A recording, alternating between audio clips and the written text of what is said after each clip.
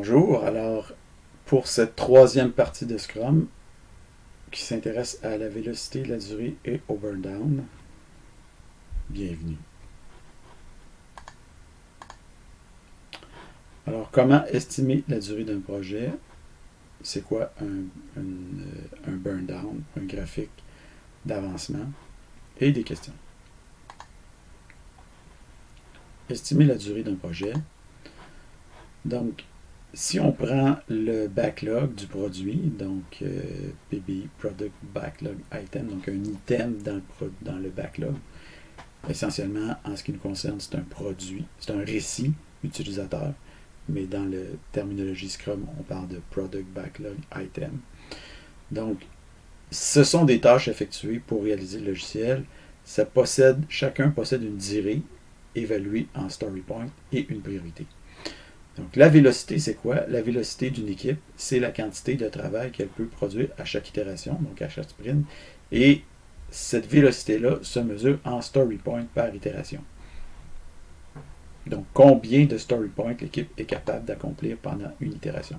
Par exemple, supposons qu'on a ici un backlog de 200 points, 200 story points, puis que l'équipe est capable de faire, grosso modo, environ 20 story points par itération.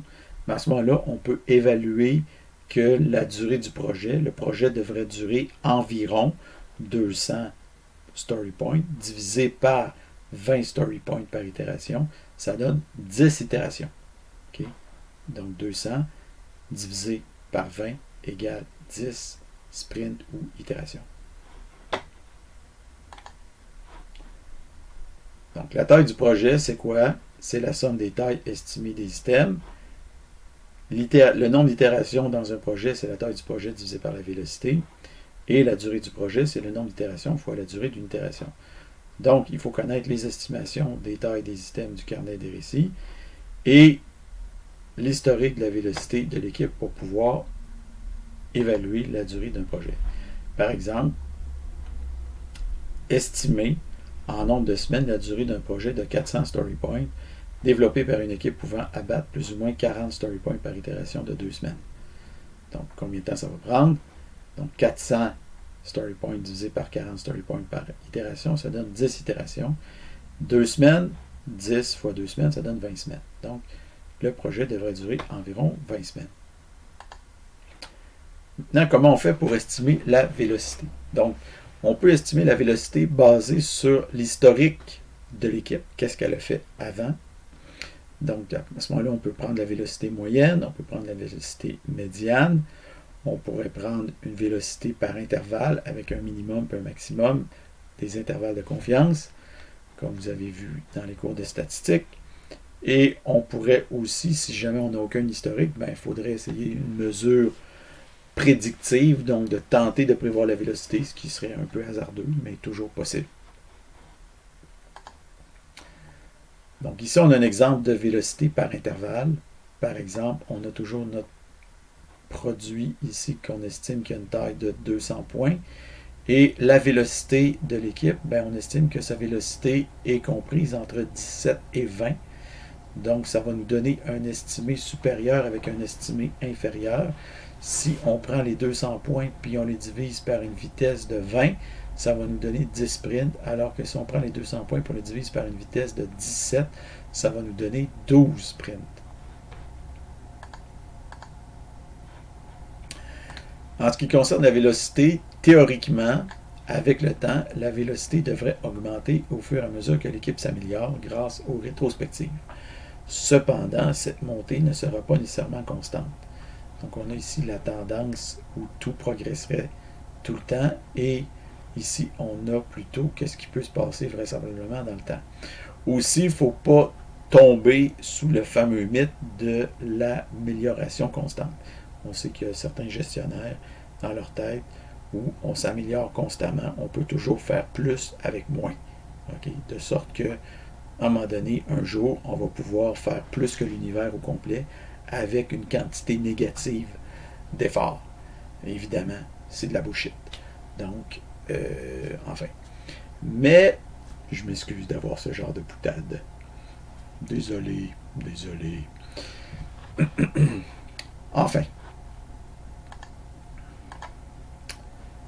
les graphiques d'avancement.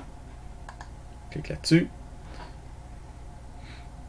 Donc, on appelle les burn down. Les burn down. Donc, typiquement, ce graphique-là va présenter la progression du travail accompli et vraiment terminé pendant une itération. Donc, on a ici une itération de 10 jours avec les story points qui restent et la ligne en rouge, c'est la progression idéale dans le temps du travail accompli. Donc, on voit ici que tranquillement, on avance. À chaque fois qu'on finit quelque chose, on réduit, on regarde le nombre de story points qui reste à accomplir pour se rendre jusqu'à la fin. Donc 10 jours, ça veut dire 2 semaines. Donc à quoi ça sert un burn down? Ben, ça sert à faire le suivi de l'itération courante ou de faire son post-mortem, donc sa rétrospective. Donc on a ici par exemple la ligne, la tendance, c'est-à-dire la progression idéale. Et on a ici la progression actuelle et on a une ligne pointillée qui est la tendance. Donc, pendant qu'on fait l'itération, on peut dire, bien, si la tendance se maintient, on n'aura pas le temps de faire tout ce qu'on voulait faire. Okay? Donc, le gestionnaire de l'équipe, qui est probablement le product owner, regarde ça et dit, ah, tiens, je pense qu'on n'aura pas le temps de faire tout ce qu'on voulait faire dans l'itération. Est-ce que ça veut dire qu'il va falloir sortir le fouet pour donner des coups de fouet aux membres de l'équipe? Non.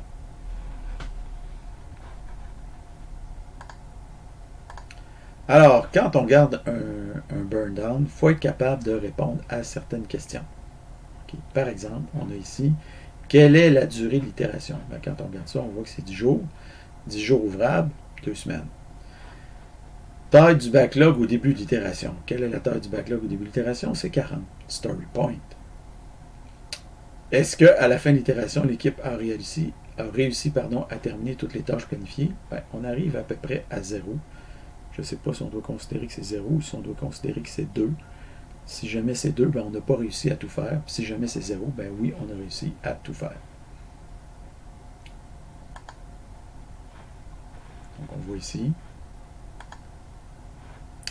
Alors, qu'est-ce qui est arrivé le jour 2? On est ici le jour 2. Donc ça, c'est le jour 1. On a réussi à abattre une certaine quantité de travail. Le jour 2, on reste au même niveau. Qu'est-ce qui est arrivé? Bien, probablement qu'il n'y a rien qui a été... Les gens ont travaillé, mais il n'y a aucun récit qui s'est terminé ce jour-là. Comme il n'y a aucun récit qui s'est terminé ce jour-là, officiellement, la quantité de story point à compléter est toujours la même à la fin du jour 2 qu'elle l'était au début du jour 2. Qu'est-ce qui est arrivé le jour 4? Bien, le jour 4, on est ici. Donc, le jour 4, les story points ont augmenté. Pourquoi ils ont augmenté? Bien, peut-être qu'il y a un item qu'on s'est rendu compte qui était plus compliqué que prévu, donc on a augmenté sa taille. Ou peut-être carrément qu'il y a un bug qui est arrivé, puis ça nous a obligé de rajouter un item dans le backlog. Et qu'est-ce qui est arrivé le jour 1? Bien, le jour 1, la progression du burn down est exactement égale à la progression idéale. Donc, on a accompli exactement la quantité d'ouvrages qu'on s'attend à accomplir à chaque jour. Donc, ça, c'est les réponses. Donc, on remarque que l'équipe semble prendre du retard vers le milieu de l'itération, mais qu'elle se rattrape progressivement par la suite. Est-ce parce qu'elle a travaillé plus fort vers la fin? La réponse, c'est non. Okay? Donc, si l'équipe semble prendre du retard ici, mais premièrement, ici, on voit qu'il y a probablement quelque chose qui s'est rajouté. Puis, deuxièmement, c'est parce que il y a beaucoup de tâches qui sont commencées, mais qui ne sont pas encore complétées. Donc, vers la fin de l'itération, il y a plus de tâches qui se complètent. Puis, au début de l'itération, il y a plus de tâches qui commencent. Ce qui fait que, quand je dis de tâches, c'est de récits. Ce qui fait que, en fait, le nombre de récits ou de story points complétés va s'accélérer plus vers la fin, en général. Donc, c'est ce dont on parle ici. Donc, ici, on a le burn down réel. Puis ici, on a l'effort réel accompli par l'équipe Donc on voit que si on pouvait mesurer l'effort qui reste à faire, on verrait qu'on est plus proche de la ligne idéale. Donc l'effort, ça ne considère pas. Par exemple, quelqu'un pourrait dire, ben moi, je t'ai rendu à la moitié de mon récit. Mais si je suis rendu à la moitié de mon récit, on le compte dans l'effort. Mais dans le burn down, dire j'ai fait la moitié de mon récit, ça ne marche pas. C'est quand tu l'as complété que tu as fait quelque chose. Tant que tu ne l'as pas complété, ça ne compte pas. Est-ce que la courbe effective, celle qu'on a ici, pourrait descendre en dessous de la courbe idéale? Ben, la réponse, c'est oui. Ça peut arriver qu'on abatte le travail plus rapidement que ce qu'on avait prévu dans les estimations. Okay, donc on voit ici un burn down. Ça, c'est la ligne idéale. Et on voit que la ligne rouge passe en bas de la ligne bleue parce qu'on a été plus rapide. Il existe aussi ce qu'on appelle un product burn down, où on met en graphique la réalisation des story points, mais pour l'ensemble du produit, en fonction des itérations. L'itération 1, on a 200 story points, et au fur et à mesure qu'on progresse, le nombre de story points baisse dans les itérations pour arriver à terminer le produit au bout de 11 itérations. Mais il faut prendre cette progression-là avec un grain de sel, parce qu'en mode agile, le backlog total est assez variable et est assez dur à évoluer. Donc, si des récits utilisateurs sont ajoutés en cours de projet, la progression paraîtra ralentie et au contraire, elle paraîtra accélérée lorsque des récits vont être écartés. Par exemple, ici, on rajoute quelque chose, ce qui fait augmenter le nombre de story points. Mais ça, ici, c'est le product burn down. Et ici, on a enlevé des récits du produit. Donc, ce qui fait qu'on semble accélérer la progression, mais en réalité, c'est juste qu'on a enlevé des choses. Il existe aussi ce qu'on appelle un burn-up chart. Donc, dans un burn-up, au lieu de partir du haut puis descendre vers le bas, on part du bas, puis à chaque fois qu'on réussit à faire quelque chose, on l'ajoute. Donc, et on peut aussi ajouter une ligne pour dire c'est quoi notre objectif. Donc ici, on part, par exemple, à 28 ou 27 story points, si on met 28, et quand on rajoute des choses dans le backlog, ça monte, puis quand on enlève des choses dans le backlog, ça baisse. Donc, ça permet de faire le suivi à la fois de ce qu'on ajoute, de ce qu'on enlève dans le backlog et de la progression. Donc, ça permet de suivre deux choses en même temps. Donc, on pourrait penser que le burn-up est peut-être plus intéressant que le burn-down, mais il semble que le burn-down soit plus utilisé que le burn-up. En passant, le burn-up, généralement, lui, va être essentiellement, il n'y aura pas de montée-descente, il va être essentiellement croissant. Donc, en résumé, typiquement, un burn-down permet de visualiser la progression du travail accompli terminé par l'équipe pendant un sprint. Aussi, la courbe va se maintenir au-dessus de la courbe de progression idéale parce que seuls les récits terminés sont pris en compte. Le travail est toujours en cours, ne compte pas.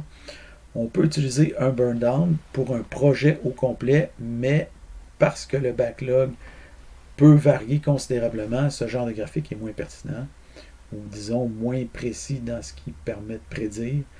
Le burn-up permet de visualiser les ajouts et les retraits au backlog en cours de route, ce que ne permet pas le burn-down. Alors, des questions. Donc, estimer en nombre de semaines la durée d'un projet de 1500 story points développé par une équipe pouvant abattre plus ou moins 100 story points par itération de 4 semaines. Votre réponse? Développer. Ensuite de ça, on estime la taille d'un projet entre 360 et 450 story points. On estime la vélocité de l'équipe entre 30 et 36 story points par sprint. Chaque sprint dure 2 semaines. Estimer la durée minimale et maximale du projet. Burn down. Donc, on a ici un burn down. Et on pose différentes questions à propos de ce burn down ici. Donc, vous répondez. Un autre burn down ici. Vous répondez aux questions. Et finalement, un troisième burn down. Et vous répondez aux questions. Quand vous avez terminé, vous remettez le tout sur Léa avec votre note sur 20 et la durée que ça vous a pris. Voilà.